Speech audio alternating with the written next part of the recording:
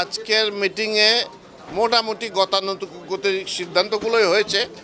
আপনারা জানেন যে আসন্ন রমজান চলছে, ঈদের ছুটি পড়ছে এই সময়, এবং আর একটা কী অনুষ্ঠান হচ্ছে 26শে মার্চ, এই তিনটে একসাথে পড়েছে। ফলে আমরা এগুলোর থ্রেড বিয়ার ডিসকাশন করেছি।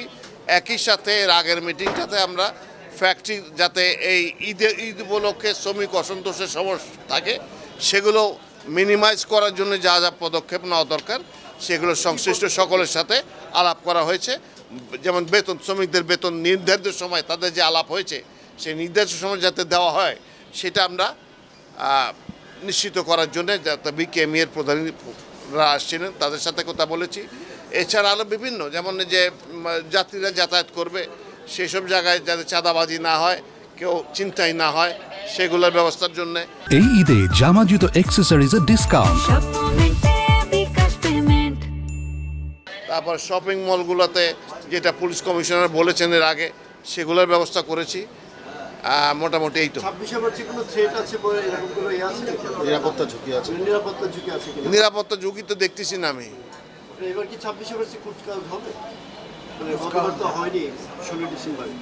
এবারও হচ্ছে না, নর্মালি গতবারে যখন হয়নি এবারও হচ্ছে না এখন।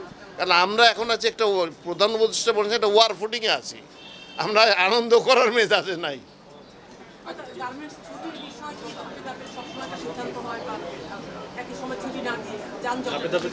সেটা হতে পারে, ডিটেলস তারা ওয়ার্কআউট করবে। আমরা বলছি যে যেন বেতনটা সবাই নির্ধারিত সময় পায় এবং কোনো প্রপার্টি যাতে ধ্বংস না হয়। আইনশৃঙ্খলা বাহিনী ঈদের সময় দেখা যায় ঢাকা ফাঁকা হয়ে যায়, সেক্ষেত্রে কিন্তু আগে থেকেই বলা হচ্ছে যে যেহেতু একটু রাজধানীর আইনশৃঙ্খলা পরিস্থিতি নাজুক, সেক্ষেত্রে এইবার একটু বেশি থ্রেট বা চুরি বা ডাকাতির ক্ষেত্রে এই বিষয়গুলো নিয়ে আলোচনা হয়েছে কিনা আমাদের সর্বাত্মক প্রস্তুতি থাকবে। আপনারা রিসেন্ট অল্প কিছুদিনের মধ্যে দেখেছেন পুলিশ শক্ত হয়েছে, কাজ চলছে। ইনশাল্লাহ আমরা কোনো থ্রেট দেখছি না। Risks are always there. We do not see any threats. Thank you very much.